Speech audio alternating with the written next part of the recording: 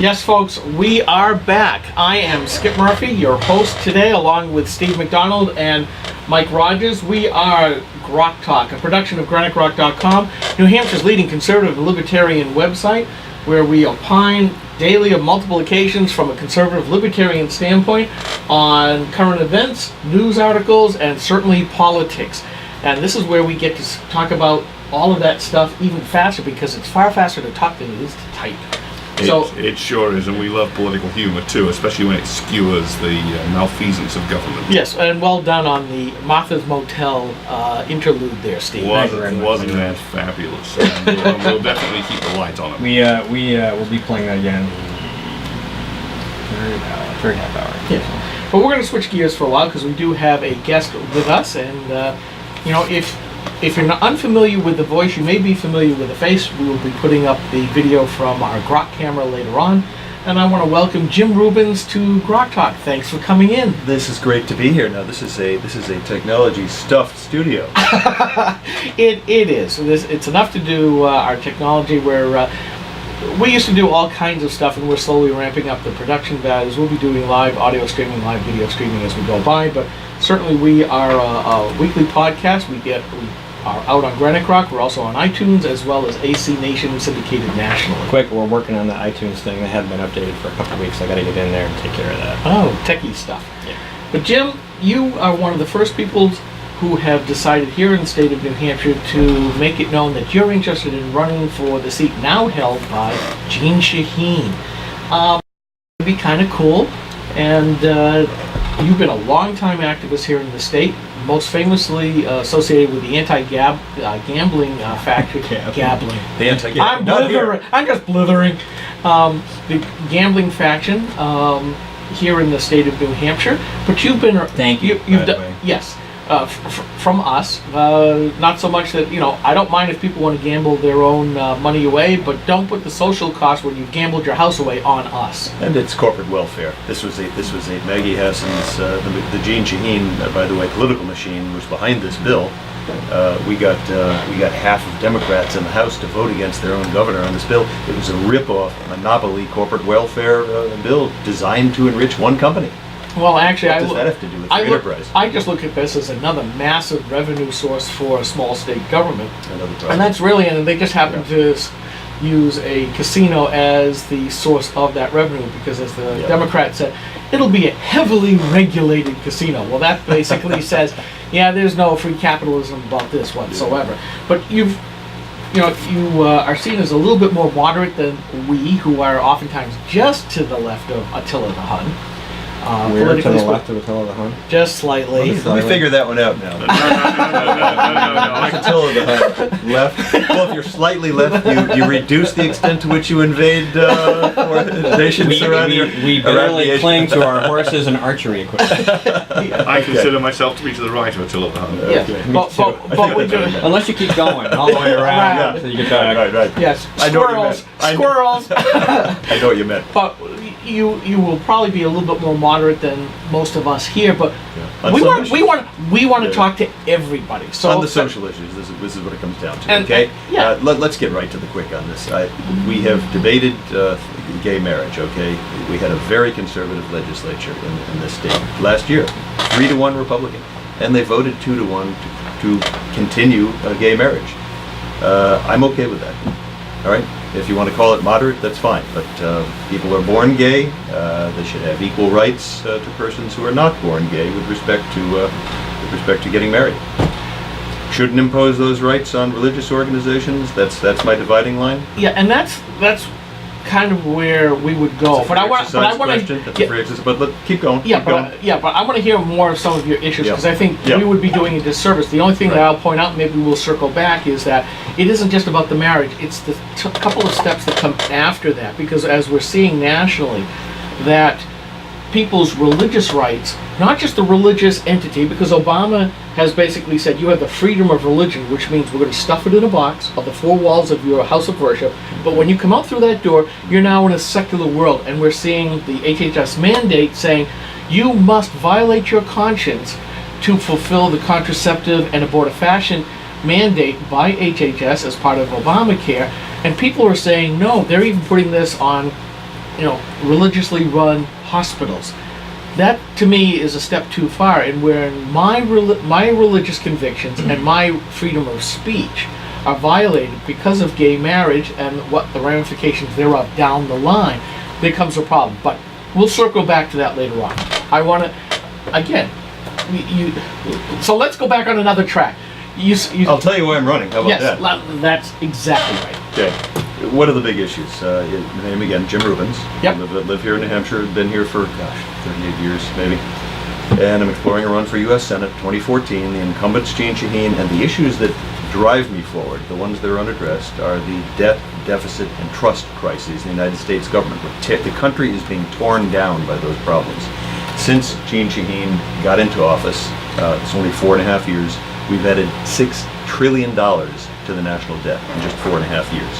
And despite this mass of basically printed money, Federal Reserve Board printed money is where most of it's coming from, we've had no increase in the extent to which adult Americans are in the workforce. We have 101 million Americans, roughly, who are over age 18, who are not in the workforce, out of the 35 million population. And you have young people unable to get jobs. They're coming out of college and can't get jobs up to their skill level. We have people my age and younger who have been laid off. They're off for 6 months, a year, can't get back into the job, into the labor force. So we've had a wave, massive wave of debt and deficit spending. No impact on the economy, no beneficial impact on the economy. The trust issue, we've seen that in a variety of ways. Look at Obamacare, one of these multiple 1,000+ page bills rammed through Congress, written by lobbyists. Read it after you pass it.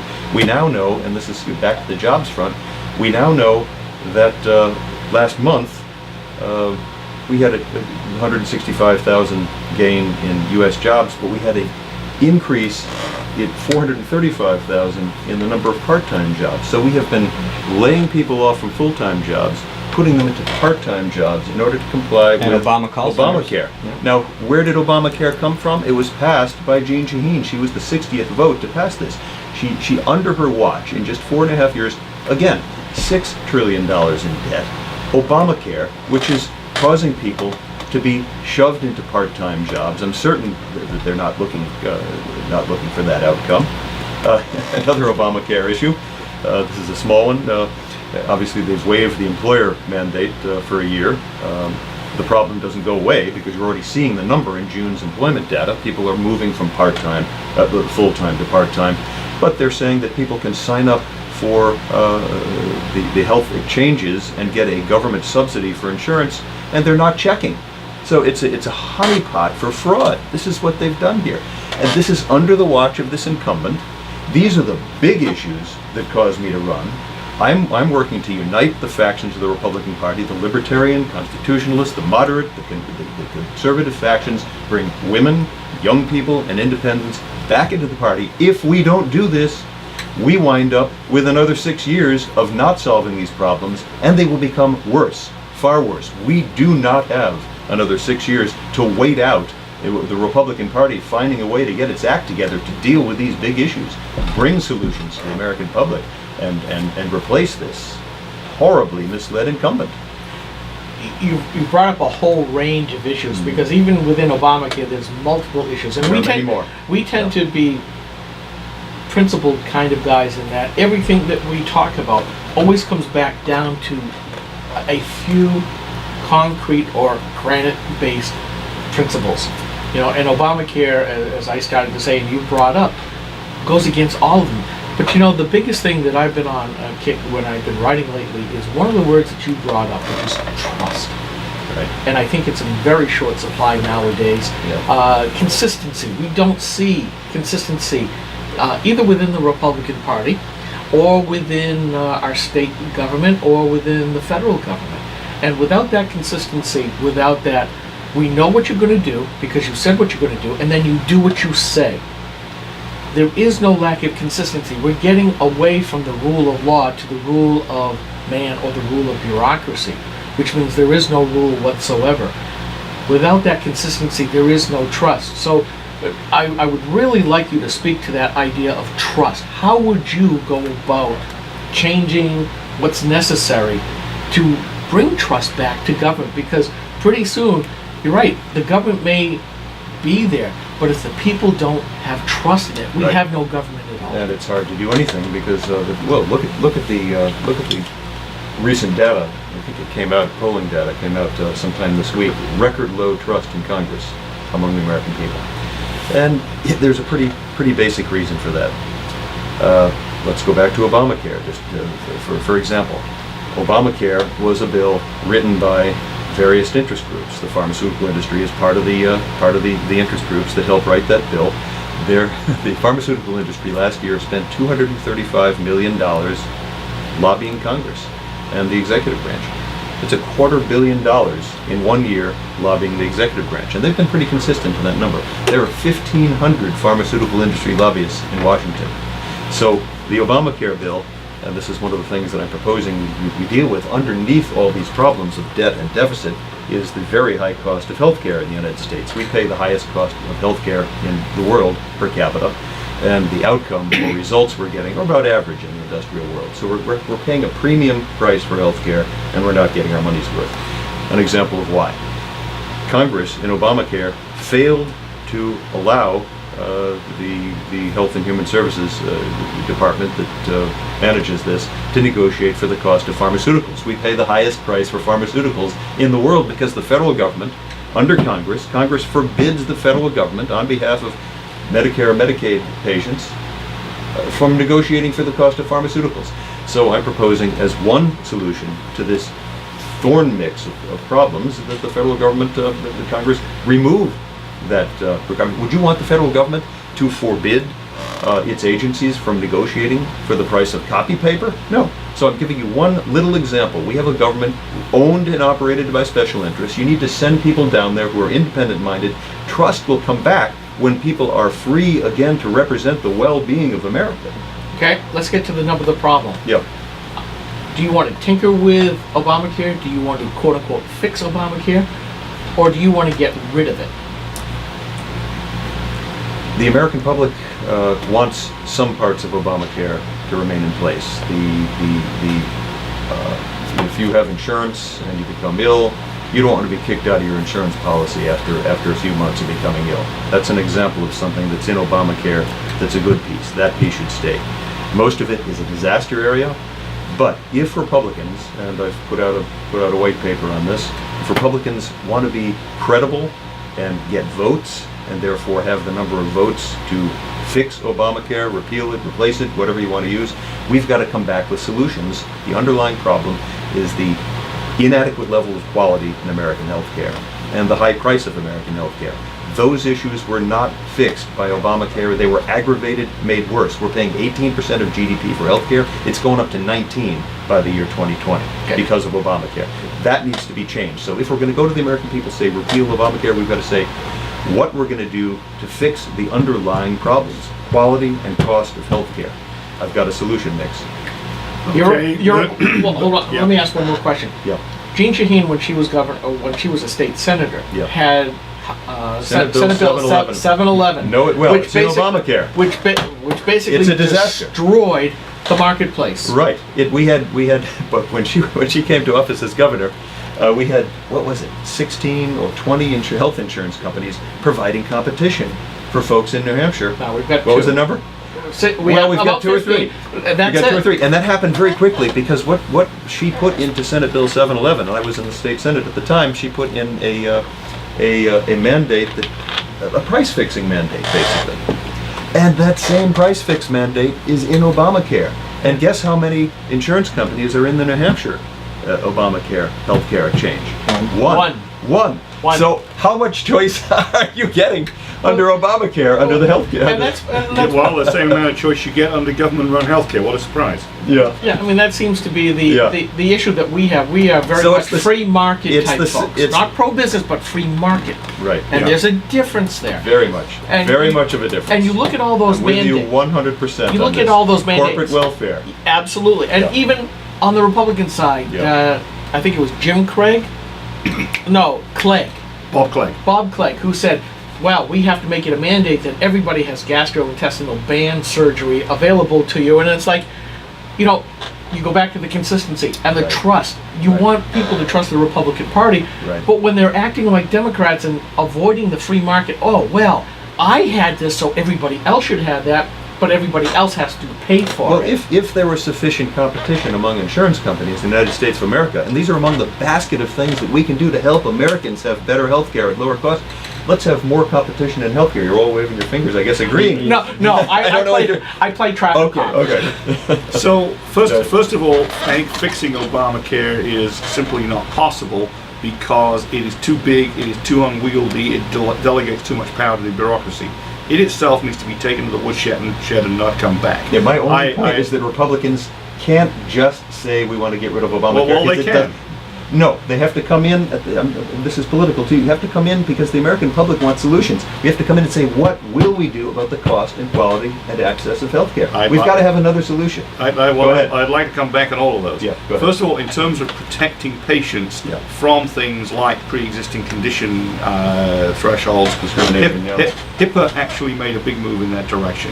One of the things which I applauded, and I don't applaud much bureaucracy, is where if you have in good faith maintained insurance, your next insurance company can't impose a big waiting period on you, which I think is reasonable. For your pre-existing conditions, because you've made a good faith attempt to stay covered. It's the people that walk in the door that didn't make any attempt to buy insurance and say, my house is now on fire, please pay for it. That's what I don't agree with.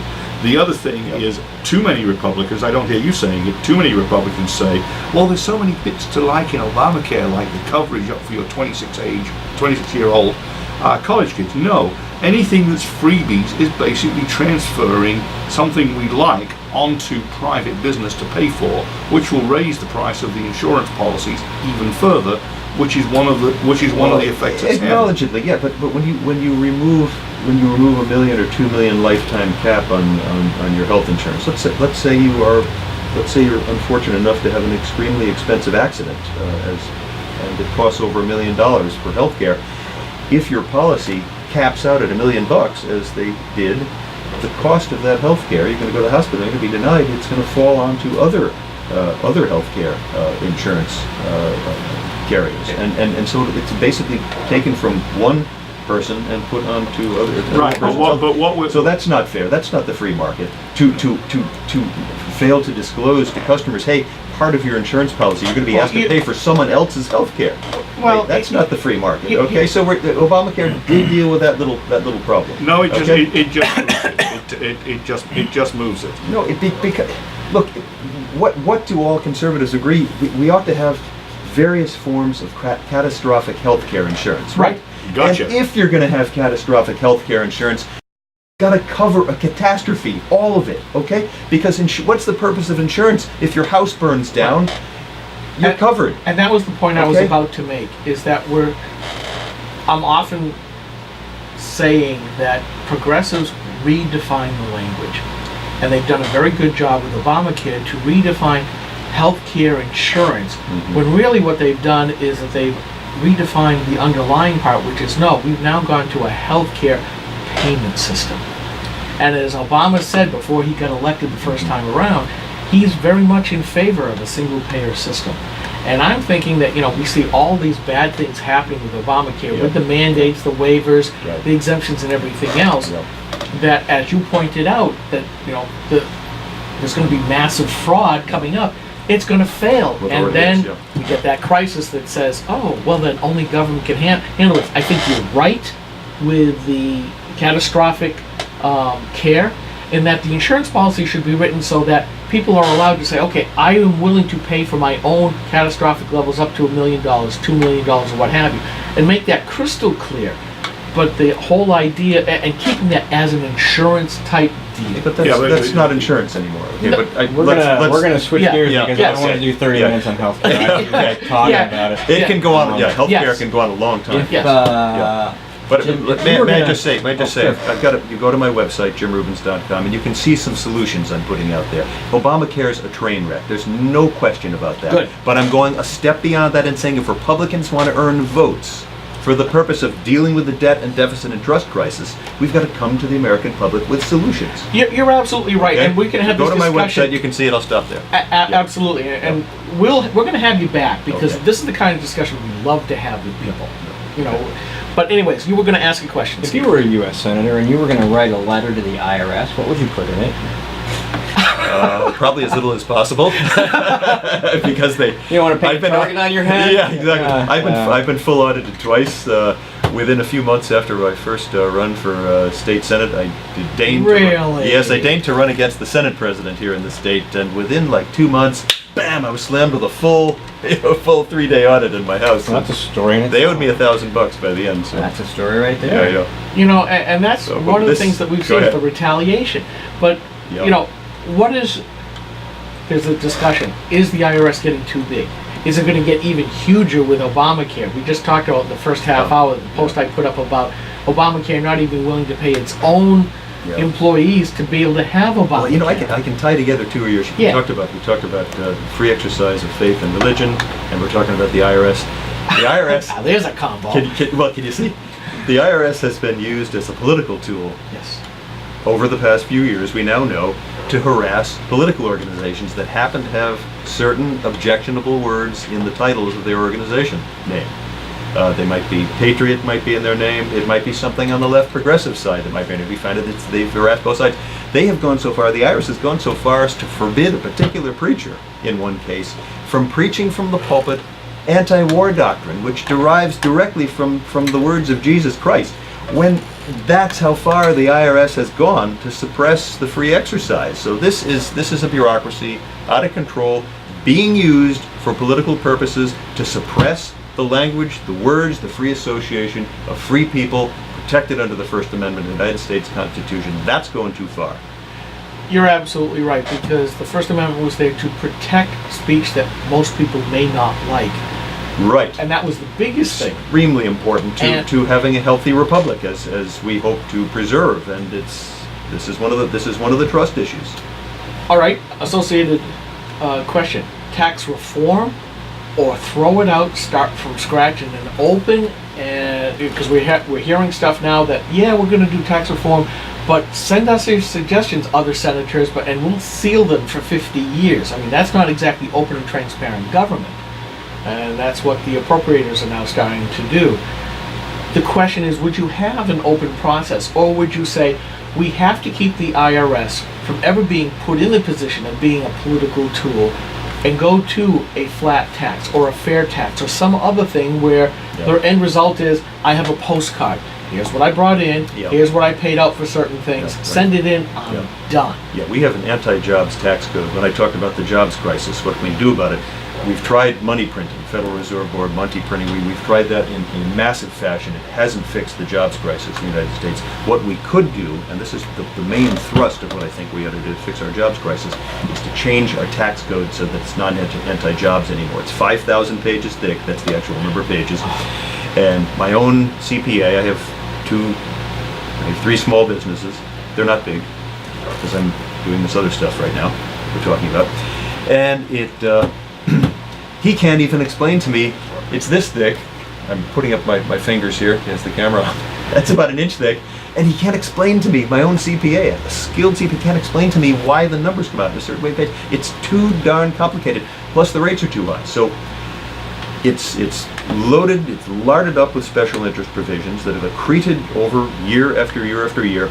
And our economy has adjusted to them in a variety of ways. So ideally, in my own perfect ideal world, I would love to see the fair tax. And you mentioned the fair tax. It's a tax, but, and I'll explain it in just a minute, but the problem is the transition from, let's say, home mortgage interest deduction, employer-sponsored health care deductions. Those are the two, the charitable deduction. Those are 3 of the very big exclusions. They're called tax expenditures on the personal side. People have adjusted to those things, and you can't just take them away without damaging institutions. So ideally, I'd like to see a fair tax, 28%, no income tax, no payroll tax, no corporate income tax, no capital gains tax, no postcard for the individual taxpayer. Right. Because, I'll stop there. No, keep going, But we got 2 minutes. Transitioning to it, and I mentioned some of the transitioning issues, which are extremely difficult. They're not. You can't wave a magic wand and say that all of a sudden the entire real estate industry can't have the home mortgage interest. So all those issues have to be dealt with. Back into the political feasibility zone, because Congress is Congress. It's run. Let's be frank. It's owned and operated by lobbyists and special interests. That's the campaign funding system we got right now. I don't know how you folks feel about that, but to get from what we got now, which is a special interest driven tax system, to one which is completely fair, transparent, and simple, we're going to have to take it in a politically feasible step. So I'm starting with my proposal, which is to dramatically simplify, streamline, and reduce the rates of the corporate tax code, and try to do it on the personal side in order to bring jobs back to America. We need to reduce the payroll tax, reduce the corporate tax, simplify the corporate tax, stop with the GE not paying taxes, with the Apple not paying taxes. You got $2.1 trillion of money trapped offshore by the 35% book corporate tax rate. Repatriate that money, private sector stimulus. You'll get, of that 2.1 trillion, you folks know what I'm talking about there? Yes. 2.1 trillion trapped offshore, bring it home, private sector stimulus. Pay it out in dividends, job formation, build factories, cut the payroll tax rate by simplifying the code, change our tax code from an anti-jobs tax code to a more pro-jobs tax code, and it'll be permanent stimulus. And in fact, if we simplify and lower the business taxes and the regulations, not only will our own corporations' money be repatriated, but what they call foreign direct investment will come our way, right? Which helps to supports the currency and create jobs here. Love that stuff. This is the way you can do it in the free market, and change our tax code again. It's a tax code written by lobbyists. So we've got to dial down the lobbyist impact and dial up the job-creating impact of our tax code. If people want to get a hold of you, learn more, where do they go? JimRubens.com. JimRubens.com. And Jim, we're going to have you back, because as you saw, half an hour, we can't even begin to scratch the surface. Right. But I want to say thank you very much for coming into the danger pit, as it were. I'm Skip. We want you back. I like what I hear. Yeah, he's Steve. He's Mike. Jim Rubens. Thank you very much. We're GrokTALK, a production of New Hampshire's conservative libertarian blog site. We're at GrokTALK.com. We'll be back in just a moment or two. Cool. Yeah, there's a lot of places we can go on healthcare, Jim. I wasn't trying to get you off track. I believe in a free market. I believe in health savings accounts and paying your own way for the small stuff and having catastrophic health insurance. I get what you're saying with the cap. It's just very interesting. Because if you mandate that there can be no cap, you've simply shifted the costs from one place to another. Because if you allow them to have caps, as you say, the cost leaks into everybody else's policies. But if you mandate that there are no caps, the price of the policies go up. Hold on, Mike. You're welcome to stay. We got another mic. All right. If you want to sit. Me to go over here? Yeah, if you would. We're going to talk about voter domicile and all kinds of good stuff. Yeah, this will be something that'll come up in your campaign. Well, it did when I ran for state senate in 2000. 1,100 Dartmouth College students came out of the woodwork on buses. Yep. That's from, you remember I was up there, challenged 440 students in that year, 2002? A student from Dartmouth wrote that after we were there. Oh, yeah. We're called the Republican Lawyers, but that was CNHT that was up there. I think you might find it interesting. Okay, and now this story has gone national. Thank you very much, everyone you are. It ain't even remotely here over. No, you guys have busted that wide open. While I was traveling. It's finally right in the mainstream. You can drive this segment, right? Obama for sending so many. I think I kind of spoke too much. While I was in D.C. trying not to get arrested for my opinions at the DOJ. I welcome. Well, you know what? I'm going to debate my Can you opponents. imagine you go into the place and hanging over each reception desk is there a picture of Obama and all that? And in the main reception, there's also a picture of previous Biden. statutes from 2004, what it took to be a voter in 2004, and what they changed it to now. Right. So it's hard not to say acid things every time you pass it's too by much for those most people to pictures. understand. I'll go back. Not if Take you want to an keep a essence. paycheck. If it takes me all the way to 2014, I'll be happy with that. Okay, guys, well, I got to put on one of these things. Does that one work? Yep, it's live. Loud.